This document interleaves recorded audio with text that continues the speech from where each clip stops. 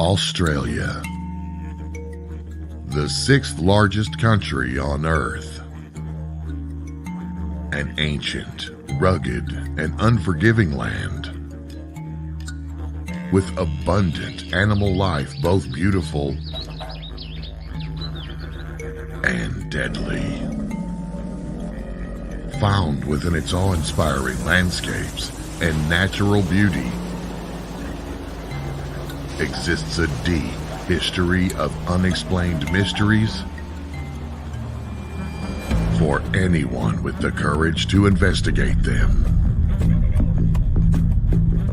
Tonight, we join Ben on a journey across this vast island continent in search of answers to events that have reshaped the lives of so many that have been exposed to Unexplained Phenomena Australia, with your host, Ben Hurl.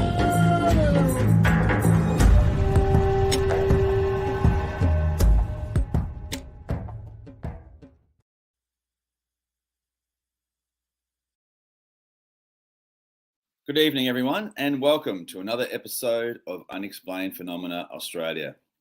Thanks for joining me. And on this week's episode, we have a rather interesting gentleman who we're going to be having a very good examination of what he has actually been through. And his name is Peter Khoury. Peter Khoury is an Australian abductee who had some rather extraordinary experiences back in the late 1980s and into the early 1990s. And I won't really say too much more about it. I'm going to share with you a presentation that Peter did for us a number of years ago in Melbourne, which was called Hair of the Alien. And that was a talk that had both Peter Khoury and Bill Chalker. So let's get things underway, and I hope you enjoy Peter's story. Thank you. Good evening, ladies and gentlemen. Just for history and accuracy, I was 7 years old when we migrated out here. So there's a 3-year description, but I think probably a typo. But I did grow up in Lebanon, my first 7 years, and we lived in a coastal town that was next door to an ancient Phoenician port, which is in Anfield, which is where my mum comes from. And my mum and dad lived in suburbs right next to each other. So I grew up in a Maronite Christian family, not very religious, we didn't go to church every Sunday and so on, but we never ever discussed the UFO topic.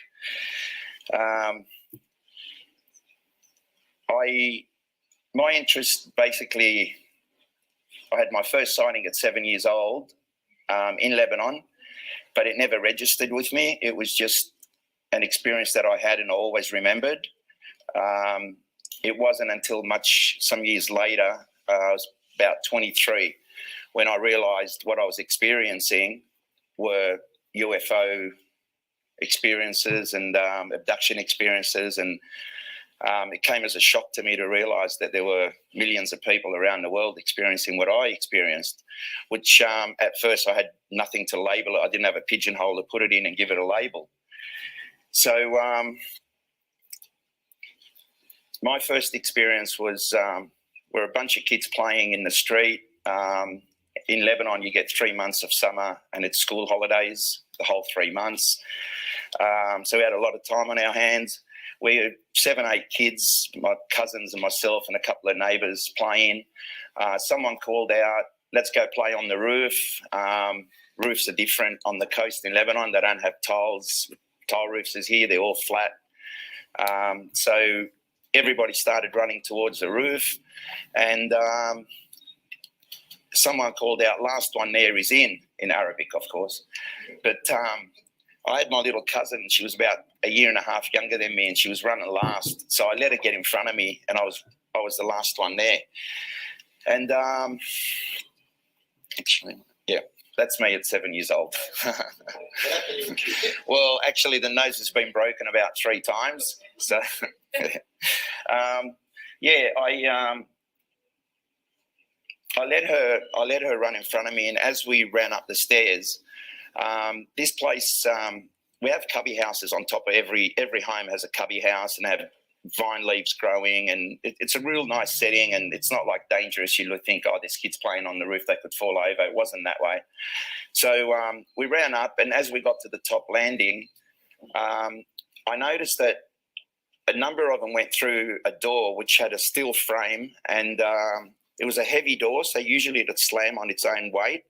So as you'd run through, normally, every time someone would run through, you'd have to push it open, have your arms out in front of you to actually stop this door from knocking you out.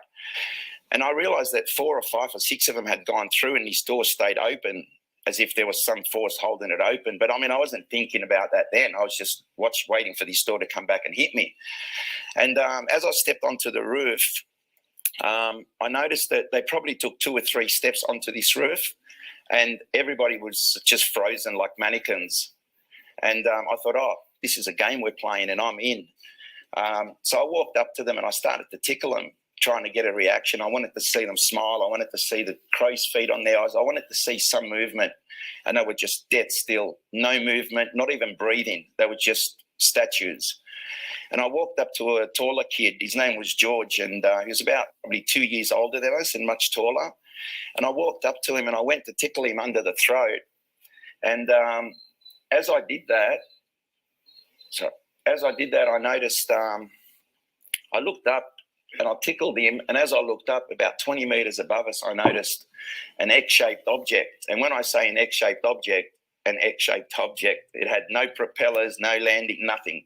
Just an egg shape with a tinted window that was darkly tinted. It was probably like a TV screen, but I could see there were 2 figures in there, and they were very, very slim, very, very tall, and all I could see was a silhouette. I couldn't see features, eyes, face, anything, but I could tell that their heads were turned and they were looking directly down towards our direction.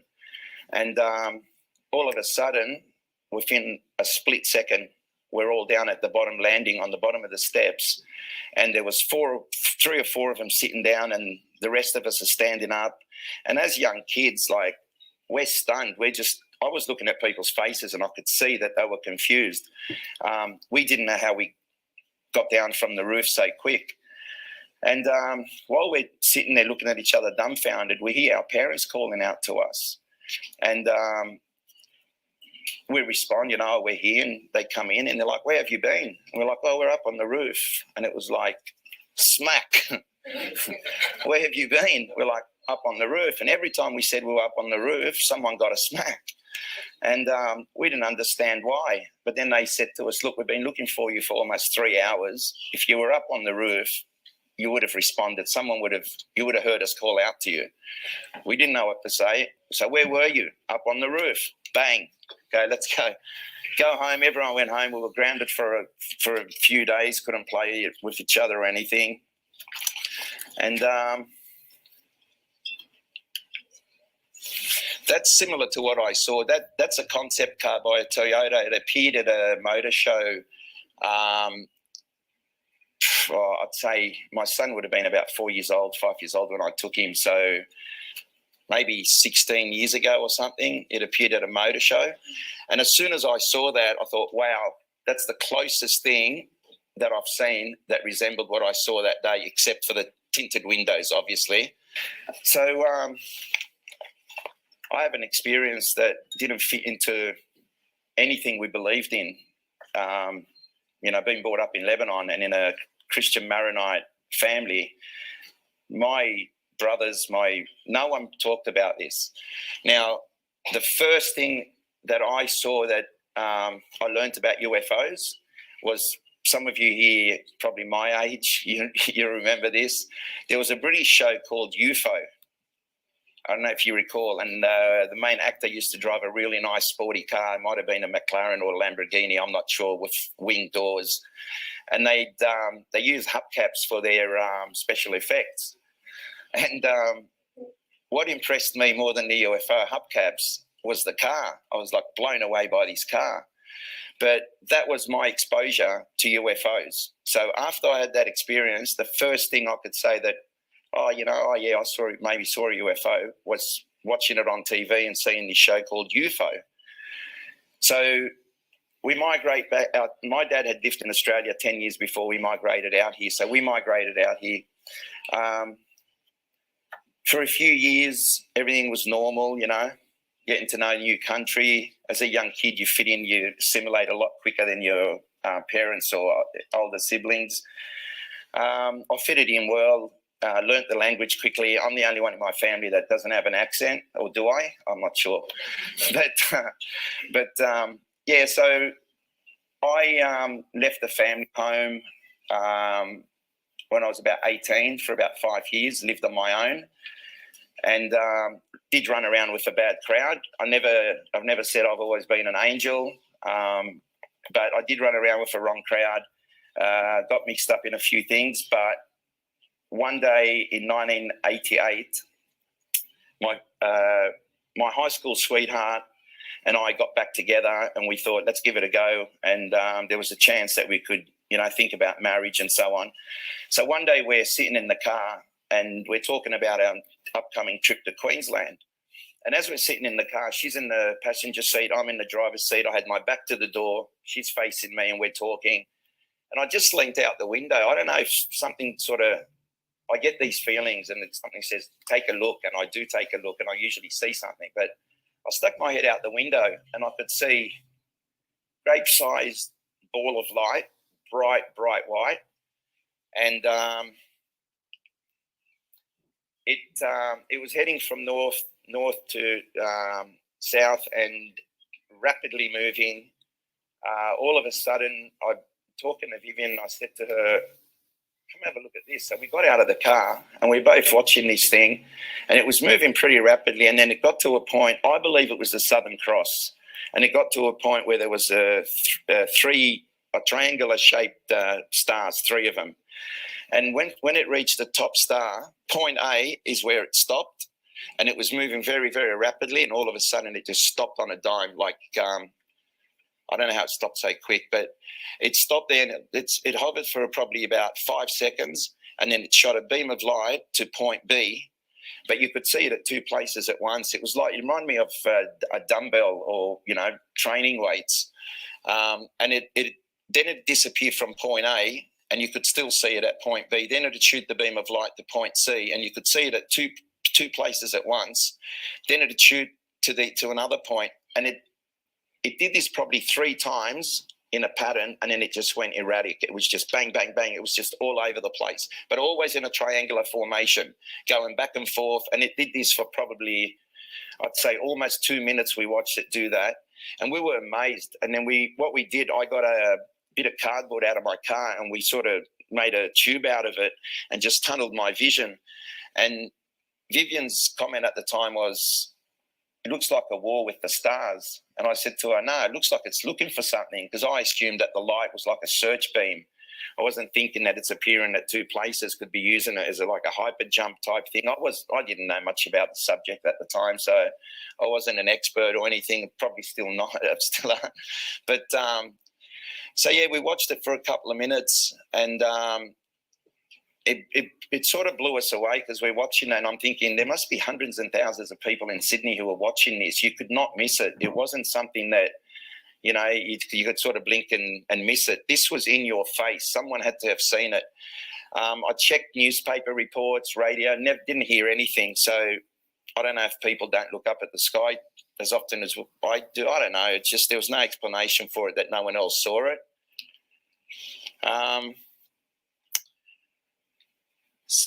6 months after that experience, which was February 1988, this is in July, this changed my life. The sketches you see there don't say too much, but what's coming up next will give you a clearer picture.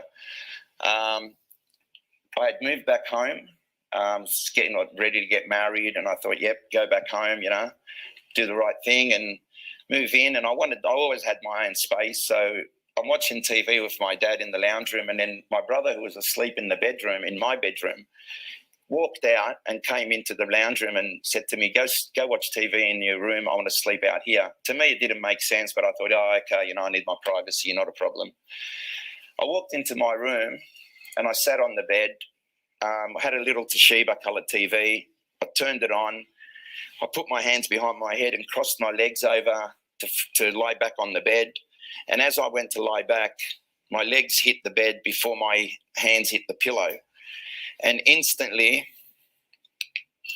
I felt something grab me around my ankle. And because my legs were crossed, I felt something grab me around the ankle. To me, it was like the index finger and the thumb, that part of the hand. But it could have been a device, because as soon as that grabbed me, I just felt pins and needles clawing all the way up through my body. And as it got to the top of my scalp, it was like static electricity running through my hair. And I became paralyzed. I couldn't move. Now, I've got a martial arts background. I've done kickboxing. I was very, very fit, played rugby league when I was a kid. Rugby league is a bit better than AFL, but sorry. In Sydney it is anyway, in Sydney. But so, I was a fit guy. I could handle myself. And I became paralyzed and I couldn't move. And to me, I'm claustrophobic, and as I get older, it probably gets a bit worse now. And I think I put it down to these experiences that I have. Being someone who, trains and fights and does things, I don't like to be restricted, especially if you're in a fight situation and you get restrained or you get, put to sleep. It's not a good thing. But I just couldn't move any part of my body except for my eyes, which were open. And I'd say if my eyes were closed, I would have thought it was a dream and I would have just let it go at that, and moved on.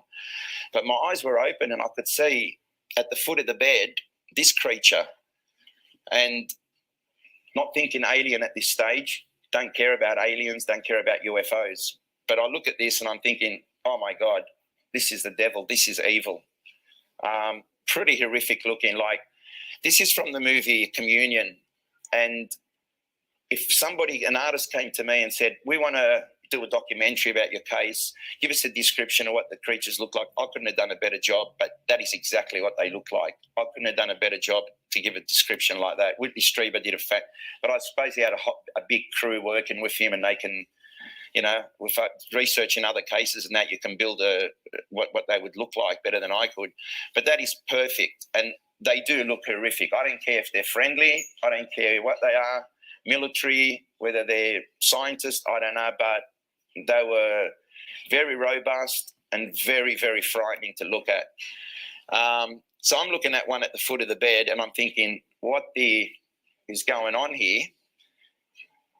And then they're at my right side of the bed, on my right. And like, these guys are touching me. I can feel them against my arm. And I was stressed, and I'm thinking to myself, because I was paralyzed, I couldn't move. I was thinking to myself, still wasn't thinking alien. I was thinking, this is evil, this is a devil. And I'm thinking, you're not going to walk you're going to die. And if you come out of this, the best scenario for you, you're in a wheelchair. Your parents will walk in the morning and you won't be able to move. You're going to be in a wheelchair for the rest of your life. That was my way of thinking. It was nothing to do with aliens or UFOs. As I'm looking at these guys, I'm not going to be shy to say this. I was petrified. I was pretty scared, and I was thinking, how am I going to deal with, what am I going to do? I can't move, I can't fight, I can't run, I can't do anything. And then all of a sudden, I'm terrified. And all of a sudden, with the corner of my eye, I look over to the left side of the bed and I see two of these guys. I shouldn't say guys because one was a female. The one to the right, the one without a mask, that's supposed to resemble a surgical mask on the mouth. And the female, the guy closest to me, had a surgical mask, not like our doctors. I mean, our doctors' masks are probably the width of my hand, or our surgical masks. These were probably wide as 2 fingers, and I assume because they have a smaller mouth than us. But the male had it sitting under his chin. He wasn't wearing it over his mouth. The female, who was a little bit further from me. She had it on her. She was wearing it on her mouth, and I could tell she was a female because you could see breasts, but they were in like a jumpsuit, which is the same color. They blended in their face. The whole body was that color. 1 second I'm petrified, and the next I'm totally calm. And I mean so relaxed, it's not funny. And looking into big eyes like that, it's like you fall in a black void or something. And I don't know if I was hypnotized or they just calmed me down, but in a split second, I just felt so relaxed. And then telepathically in my mind, this isn't voices. I wasn't hearing voices. I wasn't going crazy and hearing things screaming at me, but it was a knowing. It was more a feeling. It wasn't voices. It was just this knowing. And the male said to me, looking straight into my eyes, and said to me, relax, calm down. We're not going to harm you. It'll be like the last time. Relax, calm down. And of course, what do I think to myself? What effing last time? Like, I don't have a memory of a last time of this happening, but it was like, relax like the last time, and so on. And I became really, really relaxed. It spun me out at how relaxed I was. And later on, years later on, Professor John Mack came out and he actually put me through a hypnotherapy session.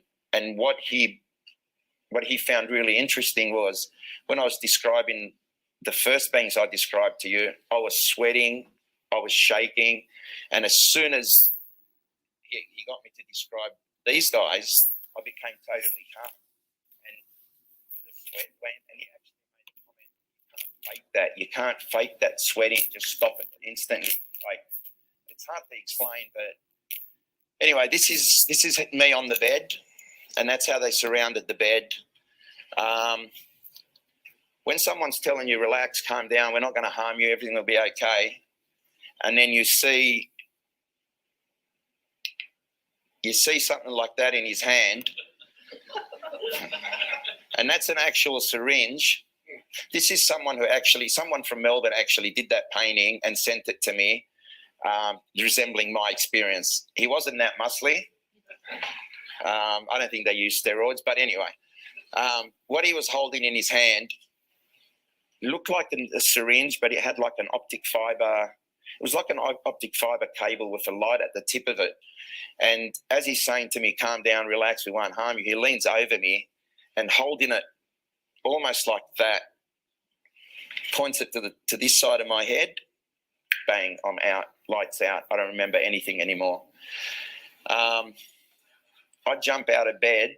What I thought was about 10, 15 minutes later, I sprung, because I had been fighting this paralysis for so long.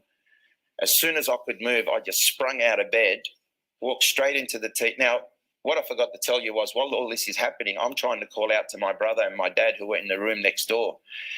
I could think about what I wanted to say. I could think about their names, but my voice box, I just couldn't say anything. I couldn't scream. I couldn't call out their names, couldn't do anything.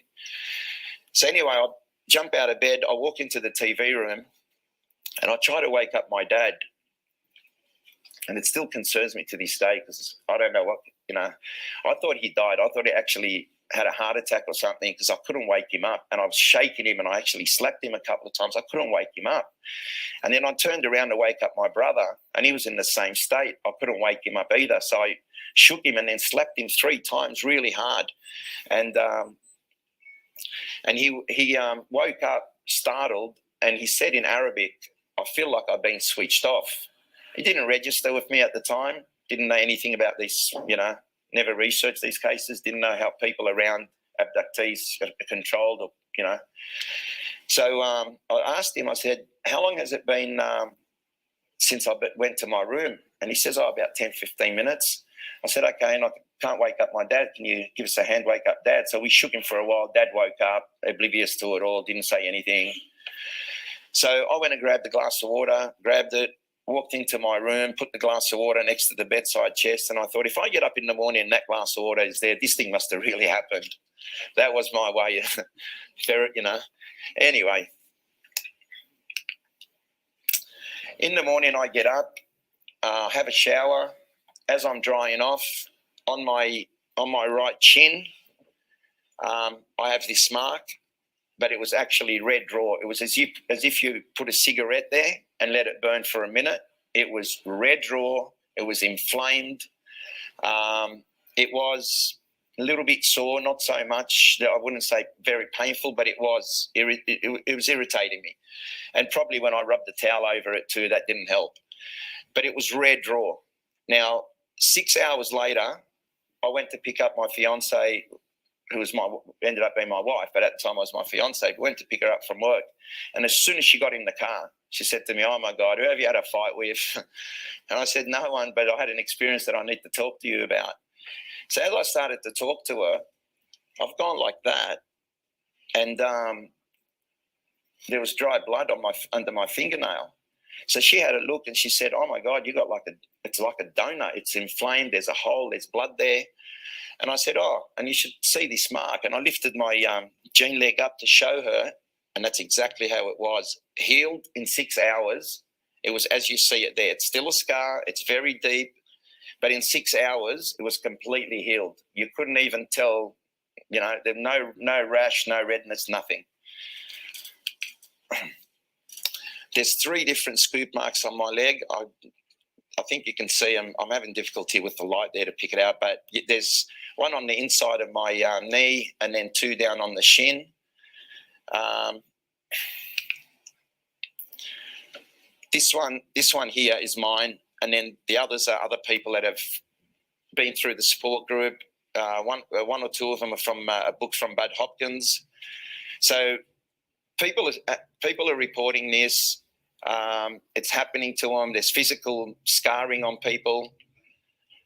Now, my fiance and I had talked about this. I told her my story. She'd never heard anything like it. One day I'm driving to work, we see a bus shelter, and there was an advertisement in the bus shelter, and it was a huge poster, and it said, "They're coming."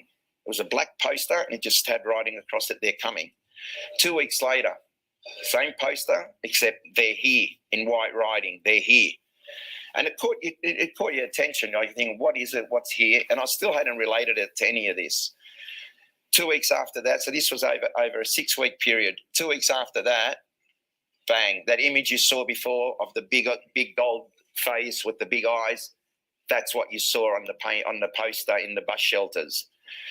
And we were blown away. So 2 days later, I believe, I was driving, doing a job, and I'm driving, and I hear a radio interview with Brian Bury and Whitley Strieber. As I'm driving, I'm hearing this guy talk, and he's talking about these beings that I just described to you. And I'm thinking, no, it can't be. No one else can have seen this. Not possible. And as I sat there, I pulled up in a car park, and I sat in the car park for like 25 minutes listening to this interview. And the more Whitley Strieber talked about his experience, the more I kept thinking, nah, it's not the same. There were a lot of differences, but there were some things that, like the beings themselves, the way they looked, certain things, I was ticking boxes and I was crossing some out. I'm crossing a lot out. But then I thought, I better get this book.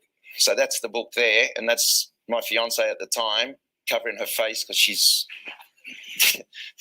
too shy to show that she was reading the book. But anyway, she'd read this book, and every day she'd get to work, she'd ring me up and she'd say to me, "You have spoken to this one told your story to someone, and they've written a book about it." She goes, "There is no way this is your story." And I hadn't read that book yet. So when the time came for me to read the book, I found it really, really difficult. I'd turn a page and I'd struggle to finish half a page. It was torture for me. And it took me a few months before I decided I'm going to do this, and I ended up reading it from cover to cover. Okay. Due to all that, I became a bit obsessed. Any book I could scour, any bookshop, any book. And by the way, if you're in Sydney, go to Gould's bookshop. He's got some secondhand books, UFO books there you might like. It's a 3-story place, really, really good bookshop. But anyway, I started collecting books and just reading whatever I could. And then I started to realise, oh my God, these things are really happening to other people. I'm not crazy. They're not crazy. And I went on a search, and I contacted a number of professionals, starting off with psychologists, counsellors, psychologists, you name it. I just tried everyone in the medical profession. Yeah, they're listening to me because, of course, they want your money. But as soon as I'd say to them, look, I think there was some entities in my room and there were creatures there, and, I've got marks from my body from it. And that, oh, no, we don't deal with that. Bang, hang up. I was lucky enough, there was a guy in Queensland, he was a therapist, and he said to me, look, I've heard this before, it sounds like to do with UFOs and that. Why don't you contact the UFO group? So doing research here, I found out that there was a group forming in Sydney, and I attended their first meeting, and I actually won the competition for naming the group, me and two female friends that were there with me. And it was going to be called UFO Research Sydney, but someone in the audience jumped up and said, no, it shouldn't be Sydney, it should be New South Wales. So I still won the prize, which was 3 books, but they changed it to UFO Research New South Wales, and I got involved with UFO Research New South Wales group. Over a period of time, I became to lose confidence in them. I don't want to badmouth anybody or anyone, so I'm just going to quickly brush through this. What I found was there were members in the group who thought that the abduction scenario was more a sexual fantasy or more women's time of the month, get some thinking like, and it really annoyed me for people to think like that. And so I decided, you know what, I'm going to start my own group and I'm going to help people who have similar experiences to me. So there was a gentleman called Jamie Leonardo. Jamie and I got together. Bud Hopkins had come out for a conference. It was in King's Cross. We were fortunate enough to meet with Bud for a couple of hours, sat down, interviewed him. And one question I had for him was, do you think someone in my position who's had an experience, I don't understand the field much, I'm just starting to research it now, do you think I could be useful in starting a support group? And he said, I think you'd be more than useful because you can relate to people, more so relate to their experiences than others. So we founded the UFO Experience Support Association in 1993, in April 1993, by the way. That was the original committee. And we've got a physicist on there. We've got a hypnotherapist. We've got a hypnotherapist that used to work with the police. We've got a psychologist and some really hard-working people. He just like to, get things done without having a title to their name. These are some of the meetings the UFO Experience Support Association put together. We were all about just educating. We weren't about the research side. Investigating, yes, but more so educating the public, trying to get the word out there. So we were fortunate enough to have people like John Mack attend a workshop that we had in Bankstown, and the people that turned up to that were really, really impressed in how much time he gave them and how open-minded he was to the topic. I think you'll see in this one of the photos, Kelly Carl's there. The far bottom one, that's a lot of speakers from all around the world, basically Brazil, England. So we used to hold big conferences. I used to have my own business at the time, and I used to fund the conferences, and I didn't really care at the time if I didn't make all my money back. Where now I'm in the security industry, work hard. Money doesn't come as easy as it used to. So we got a really sort of budget when we would do our meetings, and this is more of the group environment that we had in a lot of the meetings with Mary Rodwell, Frank Wilkes, Robert Froller, Jenny Randell, Valery Uvarov. So we've had a lot of quality speakers come in. We've had a lot of publicity also. What I find with the media, they're on board.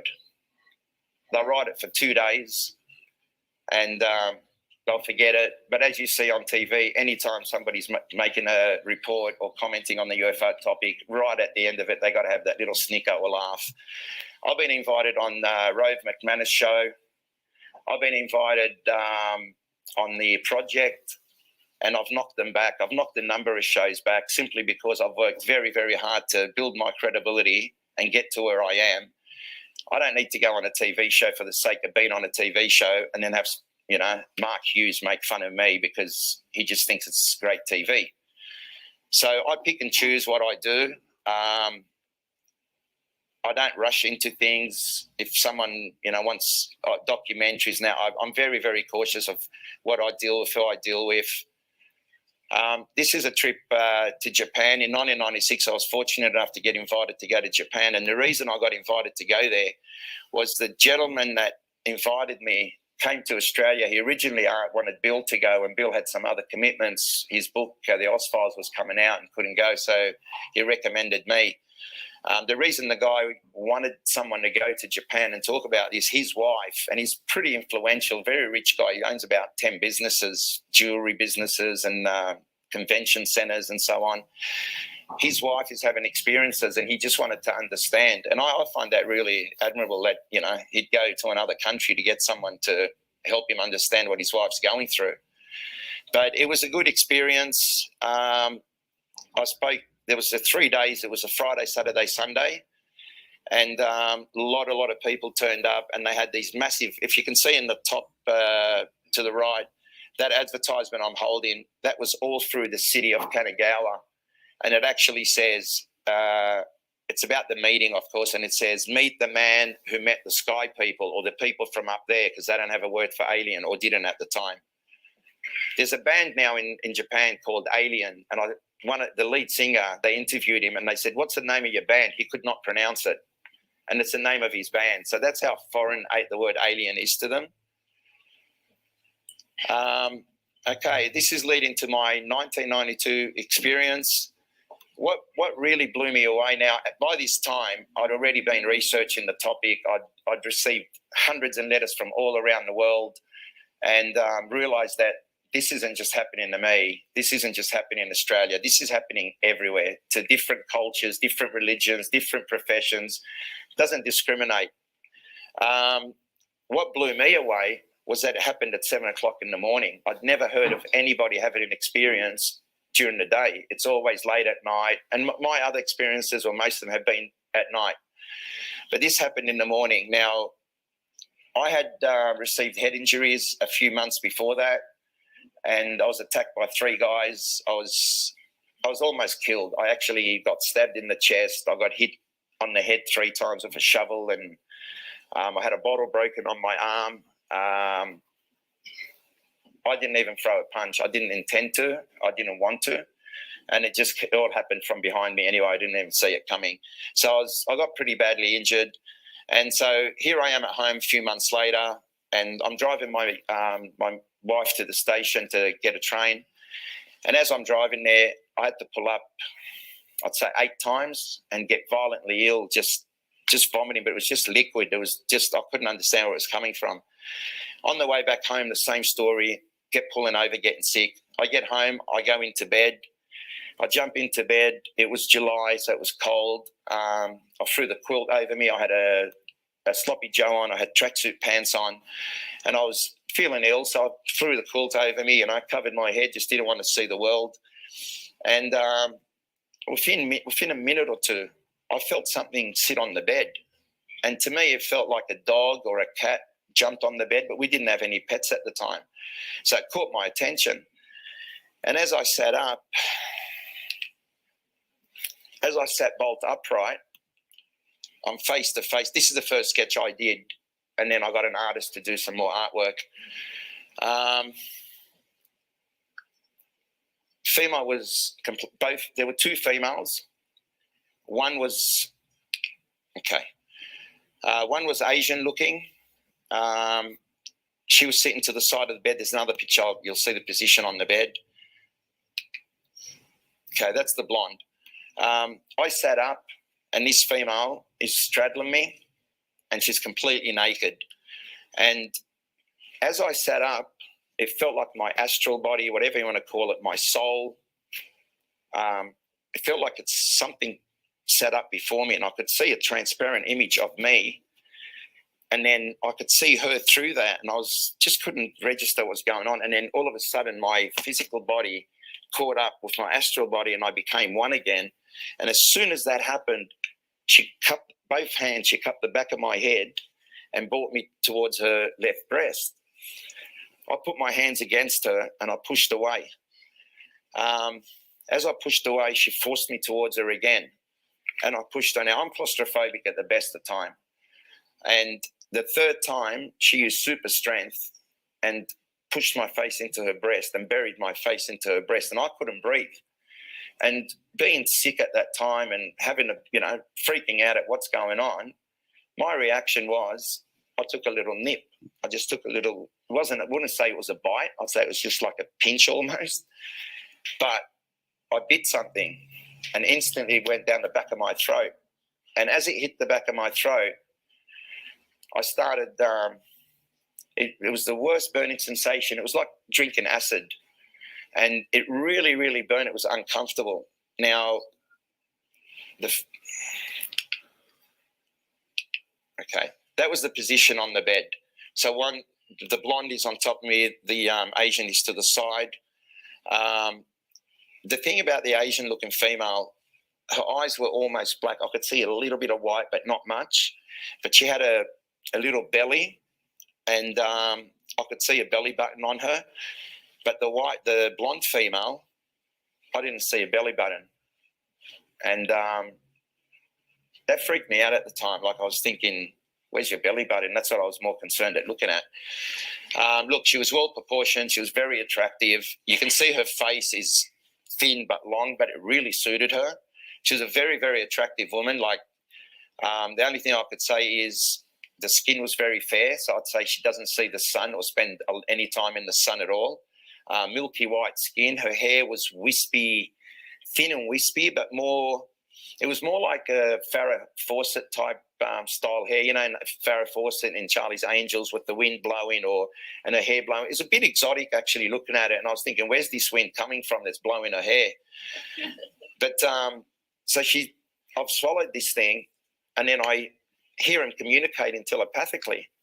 And to me, it was like the Asian was observing and just almost recording what was going on.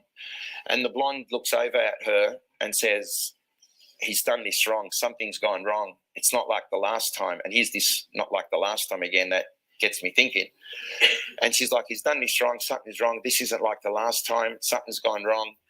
And there's a few aspects to this. I haven't even spoken to Bill about it. I don't want to. I don't feel I have to tell every aspect of this story. There's some things that need to remain private, and they will. I don't know if there'll come a day where and look, when I went public with this, I didn't have children. And after having children, I realized that sometimes as a parent, regardless of what you're trying to achieve, to tell the truth and keep things consistent, you do have to protect your kids as well.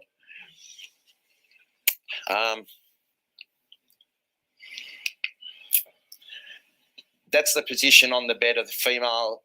You can see there's an image. You can see my head towards her, closer to her breast, and then at the back of it is the back of the Asian female's head. It's almost like a side-on shot. What I swallowed, to me, felt like it could have been a bit of flesh, but then it could have been anything. But at the end of it all, I'll get into detail with the hair, but years later, we have Viagra and we have stuff like that. And now I think, is that what I swallowed? Because I'm trying to keep, I don't talk about, trust me, guys, this is the first time I'm mentioning some of this stuff because I just think I don't need to, but sometimes you have to. After all this, I'm sorry for the young people that are here. Maybe you should block your ears, but I had an erection for 6 hours and it's not fun. It's not fun. It's very, very painful. And I think maybe that's what I swallowed. I'm not sure because I didn't see her bleed. I didn't see any cuts on her. I didn't see her flinch in pain. I don't know if I was given something or not, But anyway, I start coughing because my throat is burning and it's itchy. I'm coughing. I look down. I look back up. Bang, they're gone. No one in the room anymore. How much time have I got? Yep. Okay. So just quickly, I'll wind it down and then we'll kick on later. I had the urge. I wanted to wash it down. So I went into the bathroom. I got some water. I got some Lebanese bread and think, eat the bread, drink, it'll wash it down. No good. Had the urge to go to the bathroom to pee. As I went, it was like my private part had been slashed with razors. It was really, really painful. And I had a look and I could see two hairs, and one was like an S shape almost, but embedded into my private part. And then another one was like half around and also embedded. When I say embedded, it's like you push your fingernail in and you get that mark. So when I peeled them off, you could see the mark. And if it wouldn't have been, people look at it and think I would have taken a photo just for the record, just to show how embedded it was. But I don't want people seeing my private part, obviously. So as I tried to take them off, I was in tears. It was that painful. I was in excruciating pain. But I took them off and I was crying. Took them off. I grabbed the bags, a plastic bag, put them in it, folded it over, went and got a paper, put it across, taped it over it and wrote exactly the date, the time, what happened.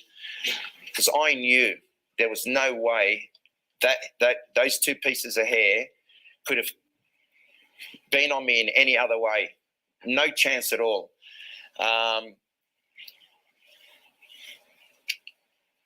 Okay, that's a piece of the hair. You can see it.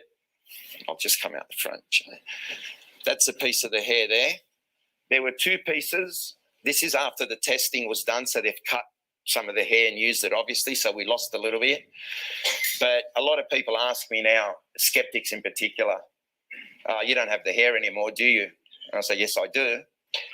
I still do. Bill had the hair after testing the hair. Bill had it for 10 years, safekeeping. Last year, I actually asked him to have it back. My daughter asked for. She said to me, I want it in the family. I might want to show it to my kids one day. So I got it home. I've got it at home now. And look, I had it from 92 till 96 before I got approached by Bill that there were biochemists who were willing to test it. Never had any government officials, anyone try to break into my house and take the hair, fortunately, I guess. It's back at my house now. Not going to tell you where. But I would love to have bought it and showed you, you want something like that. I know people want to see, and I'd love to show it. But it's so rare that if it goes missing, I'd never forgive myself. So Bill Chalker contacts me and he says to me out of the blue, just says, have you still got that hair sample? And I'm like, yeah.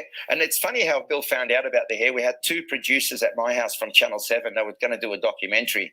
And Bill was standing there and one of the female producers says, you know what, Peter, if this was really happening, there should be evidence. There should be physical evidence, like a sex assault case or something. There's got to be some physical evidence. And I said, I'll show you evidence. And I went and got the hairs out of where I had them hidden, took them out, and Bill's ears pricked up straight away. And he was like, why haven't you told me about this? And I was like, Bill, my 88 experience is bad enough to open a can of worms like this. So he knew about it, kept it in the back of his mind. And then years later, it was around 96, wasn't it? 98, I think, 98. So 6 years after I had the hair, I get a call. And he asked me the question. It was like, yep, let's do it. I knew that if I gave Bill the hair, it was going to be in good hands. I've seen other people receive samples, and this is no word of a lie. I've seen them look at the sample and go, nah, in the bin. Without testing it, without getting anyone to look at it, someone just goes, oh, no, I don't think this is it, and throws it in the bin. I think that is sacrilege. You don't do that. So when I gave the hair to Bill, I knew it was in good hands.